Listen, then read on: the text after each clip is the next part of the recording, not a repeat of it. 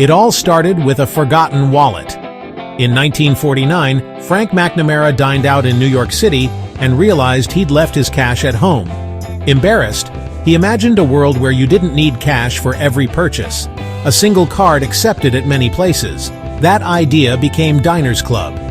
A year later, McNamara returned to the same restaurant, this time with a small cardboard card, the first Diners Club card. The first supper marked the birth of a new payment system: charge now, pay later. The card was designed for wealthy businessmen and travelers, a status symbol, not just a convenience. Members paid an annual fee, and restaurants paid a percentage of each transaction. The model created a network where both sides benefited. Within a year, Diners Club had over 20,000 members using their cards at restaurants, hotels, and entertainment venues. The appeal was clear: freedom from cash, flexibility, and a new way to pay. That small piece of cardboard separated buying from paying, forever changing our relationship with money. The credit card era had begun, all because one man forgot his wallet. Sometimes, a simple mistake sparks a revolution. The concept of credit is ancient. In Mesopotamia, clay tablets recorded debts, early IOUs that let people trade without cash. In the 1800s American West, general stores extended credit to regulars, tracking purchases in ledgers. Some stores issued tokens or metal plates, primitive charge cards. By the early 20th century, department stores and oil companies offered charge plates, but each card worked only at one store. Wallets filled with metal cards, each tied to a single merchant. Diners Club changed everything by creating a third-party card usable at many businesses. Now, one card could pay for dinner, a hotel, or a rental car. This universal usability was revolutionary. It broke down barriers, making credit more powerful and convenient than ever before. The Diners Club card was the first true network for consumer credit. A simple idea, but a giant leap for how we pay. Diners Club's success caught the bank's attention. In 1958, Bank of America launched Bank AmeriCard, mailing 60,000 unsolicited cards in Fresno, California, the Fresno Drop. Unlike Diners Club, Bank AmeriCard introduced revolving credit pay, part of your bill now, carry the rest, with interest, to next month.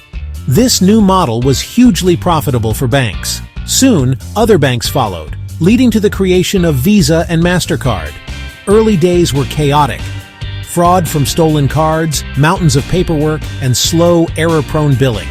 Transactions could take weeks to process. Despite the mess, credit cards spread rapidly. Banks saw cards as a way to build customer loyalty and sell more products. Merchants loved that cards boosted sales and encouraged impulse buying. The combination of bank ambition and merchant demand fueled the explosive growth of plastic money. Credit cards became a fixture in American wallets. The age of plastic had arrived.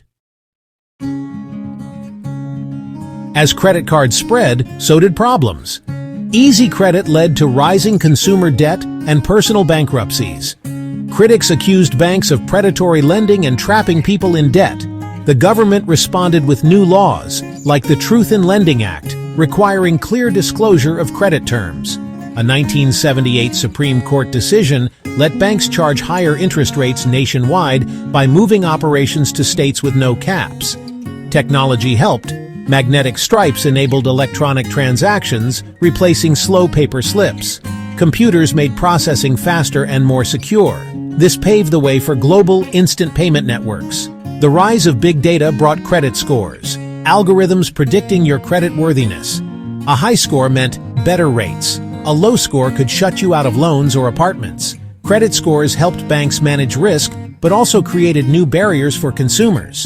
The system became more efficient, but also more complex and sometimes unforgiving.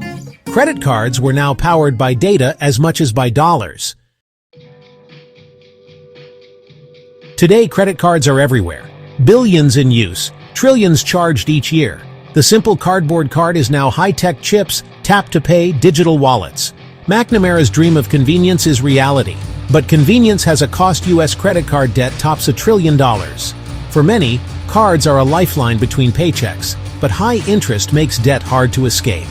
What began as a tool for the wealthy is now a financial trap for millions. The original Diners Club was a charge card. You paid in full each month, limiting debt. Revolving credit changed that, making long-term debt easy but risky.